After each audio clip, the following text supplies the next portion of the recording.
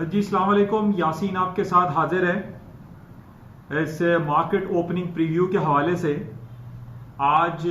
9 तारीख यानी शुरू होने वाली है 9th ऑफ मार्च और मंडे का दिन स्टार्ट होने वाला है। और जैसे कि नॉर्मली मैं आपके साथ हाजिर होता हूं मार्केट प्रीव्यू के हवाले से और इस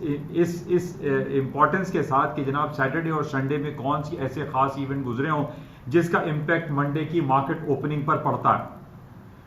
तो ये 2 हफ्ते हमारे पास बहुत ज़्यादा इंपॉर्टेंट गुजरे हैं। इन 2 दिनों में ख़ास तौर पे पिछले 1.5-2 महीने से जो कोरोना वायरस के हवाले से जो पैंडेमिक पूरी दुनिया में फैला हुआ है उसकी बाज़गश तो आपके सामने ही है। और पूरी दुनिया की स्टॉक मार्केटें रेटल डाउन हो चुकी हैं। गोल्ड सिल्वर की मार्केट में बहुत ज़्यादा ups and downs move I और ख़ास तौर पे पिछले हफ्ते जुमे रात और जुमे को यानी थर्सडे और फ्राइडे को जो दिन हमारे पास गुजरा जिसके अंदर OPEC and OPEC plus countries की मीटिंग हुई वियना ऑस्ट्रिया में, उस हवाले से मार्केट में बहुत ज़्यादा मूवमेंट देखने में आई। और फ्राइडे नाइट को हमने ये देखा तकरीबन 9 से 10% क्रूड ऑयल की प्राइसेस डाउन साइड पर गई और $41 तक का मार्केट ने लो कर दिया, जो कि तकरीबन 1.5 से 2 साल का लोएस्ट लेवल था। अच्छा, क्रूड ऑयल के ही हवाले से ये 2 दिन हमारे लिए बहुत ज्यादा अहमियत के हामिल हो चुके हैं और अब से तकरीबन 2 से 3 घंटे के बाद जो मार्केट इलेक्ट्रॉनिक मार्केटें खुलेंगी उसमें ये कहा जा रहा है, जो इंडिकेशंस हमारे पास आ रही हैं उसमें यही आ रही हैं कि जनाब क्रूड ऑयल की मार्केट बहुत ज्यादा डाउनफॉल पे हो सकती है, नीचे की तरफ खुल सकती है, काफी मार्केट में गैप आएगा। और उसकी वजह सिर्फ और सिर्फ यही बताई जा रही है कि सऊदी अरब यानी ओपेक को जो लीड कर रहा है और इसके साथ जो नॉन ओपेक कंट्री है जिसमें सरे फहरिस्त है रूस, रशिया, जो कि 3 से 4 साल पहले इनका एक पैक्ट हुआ था जिसके अंदर OPEC and non OPEC countries को कंसिडर किया जाता था, जिसमें रूस और काजाकिस्तान सरे फहरिस्त हैं, जिसमें नंबर 1 रूस को कहा जाता है। लेकिन ऑस्ट्रिया में जो इनकी वियना में मीटिंग हुई और इस पे बहुत ज्यादा इसरार किया जा रहा था ओपेक की जानिब से कि 1.5 मिलियन बैरल पर डे के हिसाब से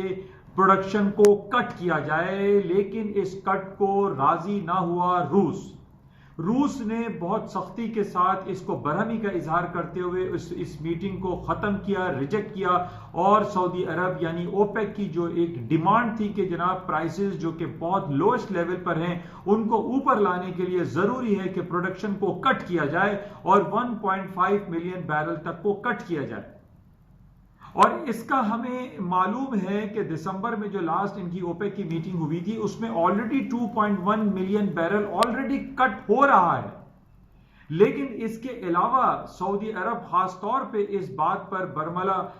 उसका इजहार कर रहा था कि 1.5 मिलियन बैरल और मजीद कट होना चाहिए ताकि क्रूड ऑयल की प्राइसेस जो कि 1.5 से 2 साल के लोएस्ट लेवल पर खड़ी हुई हैं उनको ऊपर लाया जा सके। और खास तौर पे सऊदी अरब की जो रिसेंटली उन्होंने आईपीओ इशू किए हैं सऊदी अरामको के, उसके प्राइसेस को हायर साइड पे लाया जा सके। और हम ये देख रहे हैं कि 38-37 रियाल पर शेयर के हिसाब से जो सऊदी अरामको का शेयर था, आज बरोज इतवार सऊदी अरब की जो मार्केटें ऑन थी, चल रही थी, वो लिमिट डाउन पे बंद हो गया, यानी 29.95 रियाल तक का उसने लो कर दिया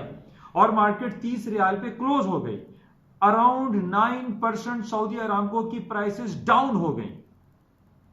इसी तरीके से सऊदी अरब का जो स्टॉक इंडेक्स है जिसको हम तदावुल ऑल शेयर्स कहते हैं, वो 9% डिक्लाइन कर गया, मार्केट गैप से खुली, मार्केट डाउन हो गई। जो हमें इंडिकेशंस मिल रही हैं कि अभी से तकरीबन 2 से 3 घंटे के बाद जो अमेरिका की या ग्लोबेक्स मार्केट जो क्रूड ऑयल, सोना, चांदी, स्टॉक करेंसीज जो खुल जाती हैं उनमें एक बहुत बड़ी भूचाल जैसी कैफियत दिखाई देती है।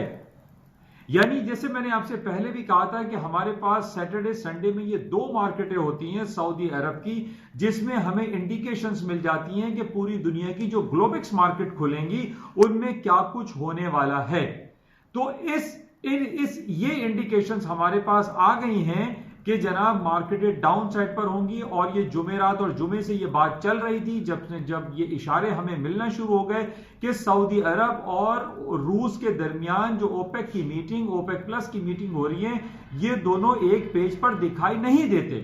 अब जो मजीद डिटेल आई है उसमें यह कहा जा रहा है कि रूस इस बात पे नाला है कि सऊदी अरब ये बात तो कह रहा है कि 1.5 या 1 मिलियन बैरल को कट किया जाए, लेकिन पिछले दिनों जैसे ट्रंप साहब ने यह कहा था कि we don't need Middle East oil और हमें किसी तेल की जरूरत नहीं है सऊदी अरब के या मिडिल ईस्ट की, क्योंकि अमेरिका के पास हम ये देख रहे हैं कि जो शेल ऑयल प्रोडक्शन है, जो शेल से उनकी तेल की पैदावार की जाती है वो बहुत ज्यादा है। अब रूस का कहना यह है कि जब तक शेल ऑयल को ऑन पेज नहीं लिया जाता और ओपेक और नॉन ओपेक जिसमें रूस और काजाकिस्तान है इनके बेसिस पे सिर्फ प्रोडक्शन को कट किया जाए, यह मुनासिब अमल नहीं। इस वजह से इन दोनों का जो पैक्ट था सऊदी अरब का या आप कह लीजिए कि ओपेक का और रूस जिसको हम ओपेक प्लस कंट्रीज कहते हैं, इनमें डिवीजन हो गया, डिवोर्स हो गया और इन दोनों के मामला दो अलग रास्तों पर चल पड़े, जिसकी वजह से पहले से हमें यह इंडिकेशन मिल गई थी कि अगर सऊदी अरब यानी ओपेक का और रूस के दरमियान कुछ इख्तिलाफात अगर हुए तो क्रूड ऑयल की प्राइसेस या एनर्जी सेक्टर की प्राइसेस काफी डाउन हो सकती हैं। और हमने ये देखा कि फ्राइडे को जो मार्केटें बंद हुई वो मुसलसल डाउन ट्रेंड पर रही, मुसलसल डाउन होती रही, तकरीबन 1.5 से 2 साल का क्रूड ऑयल और एनर्जी सेक्टर की प्राइसेस ने लो कर दिया। और अब ये दो दिन जो सैटरडे और संडे हमारे पास गुजरे इसमें तलखियां ही हमें दिखाई दे रही हैं और इसका सबसे इंपॉर्टेंट जो इंडिकेशन है हमारे पास सऊदी अरब की स्टॉक मार्केट और सऊदी अरामको का फॉल डाउन हो जाना, रिटल डाउन हो जाना आज इतवार वाले दिन, उसमें हमें ये इंडिकेशंस मिल रही है कि इस वक्त से तकरीबन 2 से 3 घंटे के बाद जो मार्केटें खुलेंगी उसमें एक भूचाल जैसी कैफियत बरपा रहेगी। बहरहाल इसको देखते हैं। और इसके साथ जो नेगेटिव खबर हमारे पास 2 दिन रही यानी सैटरडे को खास तौर पे हमें ये सुनाई दिया और डिफरेंट चैनल्स ने इसको कवरेज दी कि सऊदी अरब के जो डिफरेंट रॉयल फैमिलीज के लोग हैं वो बगावत की तरफ जा रहे थे और जनाब वो मोहम्मद बिन सलमान या सलमान बिन अब्दुल अजीज के खिलाफ एक कू करने वाले थे कि जनाब उनको तख्त ताज से हटा दिया जाए और नाइफ साहब जो वहां के उनके एक हाफ ब्रदर भी कहलाते हैं और उनके भतीजे भी कहलाते हैं, नेफ्यू भी हैं मोहम्मद बिन सलमान बिन अब्दुल अजीज के, उनके बारे में ये सुनने में आ रहा था कि वो टेक ओवर कर लेंगे और सल्तनत जो है पूरी उनके कब्जे में आ जाएगी। लेकिन मोहम्मद बिन सलमान ने इस चीज को भांप लिया था और उसके बाद उनको अरेस्ट कर लिया, उनको डिटेन कर लिया। ये भी एक नेगेटिव खबर चल रही है सऊदी अरब में। हम ये काफी अरसे से सुनते चले आ रहे हैं कि सऊदी अरब की जो रॉयल फैमिली है उनके आपस में बहुत ज्यादा चपकलिश है, काफी प्रॉब्लम्स हैं और उसकी सबसे ज्यादा जो प्रॉब्लम पिछले दिनों काफी अखबारात में और रसाइल में और जो मीडिया कवरेज होती रही उसमें ये बात सामने आ रही थी कि जनाब सऊदी अरब में बहुत ज्यादा आजाद और रोशन ख्याली वाली चीजें चल रही हैं, वहां पर औरतों को, खवातीन को बहुत ज्यादा आजादी दी जा रही है, वहां पर नाइट क्लब्स खुल रहे हैं, वहां पर बहुत सारे जो है वो एक नई नई चीजें लेकर आ रहे हैं, जिसकी वजह से वहां पर जो एक अलग स्कूल ऑफ थॉट है जो कि बहुत ज्यादा जिसमें हम लोग भी शामिल हैं, यानी जो मुस्लिम इस्लाम से बहुत ज्यादा लगाव और शफकत और मोहब्बत करते हैं, उनको ये चीजें अच्छी नहीं लग रही थी कि इतनी आजाद और रोशन ख्याली वाली चीजें जो सऊदी गवर्नमेंट लॉन्च करता चला जा रहा है, वहां पर जो एक स्कूल ऑफ थॉट है वो इस पॉलिसीज के बिल्कुल खिलाफ है। जिसकी वजह से हम ये देख रहे हैं कि अभी से कुछ महीनों पहले भी हमने ये खबर सुनी थी कि जनाब सऊदी अरब के जो रॉयल फैमिलीज हैं उनके अंदर काफी चपकलिश हो रही है और ये कल भी हमने ये देखा, जिसकी वजह से हम ये कह सकते हैं कि जो सऊदी अरब की स्टॉक मार्केट में डाउनफॉल आया और सऊदी अरामको की जो मार्केट रिटल डाउन हो गई उसकी वजह ये भी हो सकती है। बहरहाल अभी हमारे पास जो खबरें आ रही हैं उसमें यही कहा जा रहा है कि रूस और ओपेक एंड नॉन ओपेक जो कंट्रीज हैं इनके दरमियान काफी सख्त कलामी भी हो गई है, काफी इन दोनों में एतराजात एक दूसरे के ऊपर कर रहे हैं। और अब ये हुआ है कि जनाब रूस अपनी मर्जी से जो है वो मार्केट में ऑयल की प्रोडक्शन करेगा, ऑयल मार्केट में वो फेंकेगा, जिसकी वजह से क्रूड ऑयल की प्राइसेस डाउन हो सकती है, इन्वेंट्रीज में इजाफा हो सकता है और उसकी वजह यही दिखाई दे रही है कि जो हमारे पास इंडिकेशंस आ रही हैं कि आज क्रूड ऑयल की मार्केटें डाउन साइड पे, ड्रास्टिकली डाउन साइड पे खुल सकती हैं। बहरहाल ये तो कोई भी नहीं कह सकता कि $2 नीचे खुलेंगी या $4 नीचे खुलेंगी, लेकिन हालात की संगीनी मौजूद है।